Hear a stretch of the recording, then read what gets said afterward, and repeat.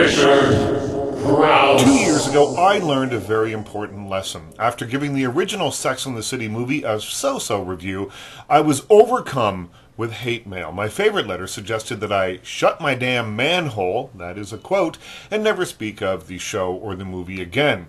What did I learn from this? I learned that you must never mess with Miranda, Charlotte, Carrie, and Samantha. And it's just too bad that series creator and Sex and the City 2 director Michael Patrick King hasn't learned the same thing. Since the last movie, Carrie Bradshaw, played, of course, by Sarah Jessica Parker, and Big, played by Chris Noth, have settled into the comfortable life of ordering in food from fancy restaurants instead of getting dolled up and eating out in fancy restaurants 5 nights a week.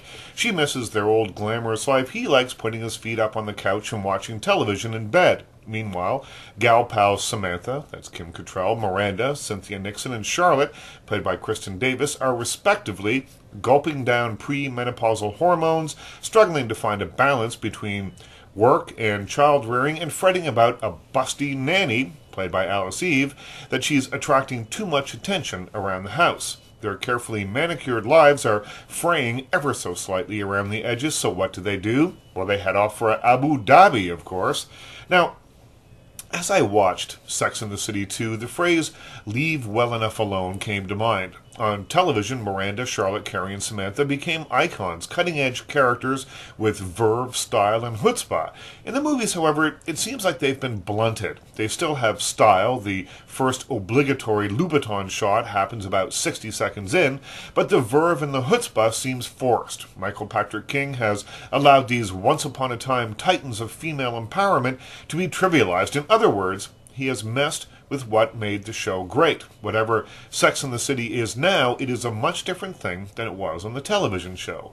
There are flashes of the old magic every now and again. The iconic shot from Carrie's old Upper East Side brownstone window to Big's limo parked down below is a reminder of the good times, and the quartet has undeniable chemistry. So when King allows the characters to be true to themselves, the movie works. But a 146-minute movie needs more than just flashes of greatness.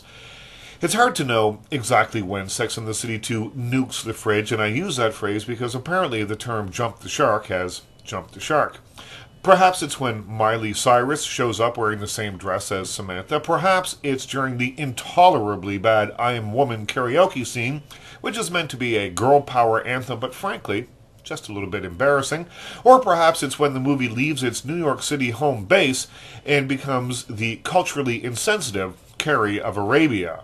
Whatever it is that it goes wrong, and believe me, it does go wrong, it probably won't matter much to the Sex and the City fans. The audience I saw it with treated the movie as an interactive experience, commenting on the clothes, the relationships, and the plot revelations as if they were enjoying a Cosmo with the girls at the Budokan. Fans have a real-life loyalty to these characters that isn't dissimilar to the bond that the fictional Miranda, Charlotte, Carrie, and Samantha share. I guess that's what it means to be friends. You stick with them during the good times and the bad, but in Sex and the City 2, there are more bad times than good. Crouse.